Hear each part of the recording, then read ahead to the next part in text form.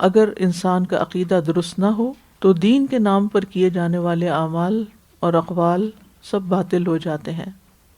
تو سب سے پہلے انسان کو عمل سے پہلے اپنا عقیدہ درست کرنا چاہیے۔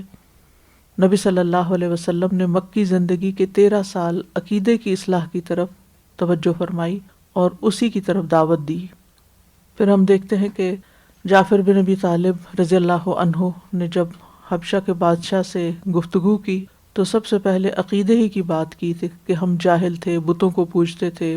مردار کھاتے تھے، بے حیائی کے کام کرتے تھے، رشتہ داریاں توڑتے تھے، پڑوسیوں سے برا سلوک کرتے تھے،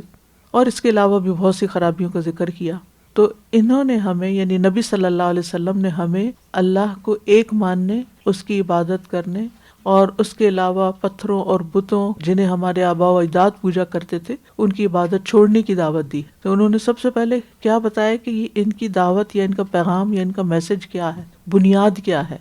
تو جب عقائد درست ہو گئے تو معاشرے کی اصلاح ہو گئی، فرد کی بھی اصلاح ہو گئی، اور جب فرد کی اصلاح ہو گئی تو معاشرے کی اصلاح ہو گئی،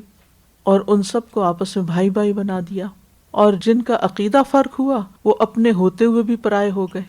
اور پھر ہم دیکھتے ہیں کہ اللہ سبحانہ تعالیٰ نے بھی ابتداء میں جو آیات نازل کی قرآن مجید میں مکی دور میں، ان میں زیادہ فوکس کس پہ تھا؟ شرک کی تردید پر، اور ایمانیات میں سے خاص طور پر توحید اور رسالت اور آخرت پر۔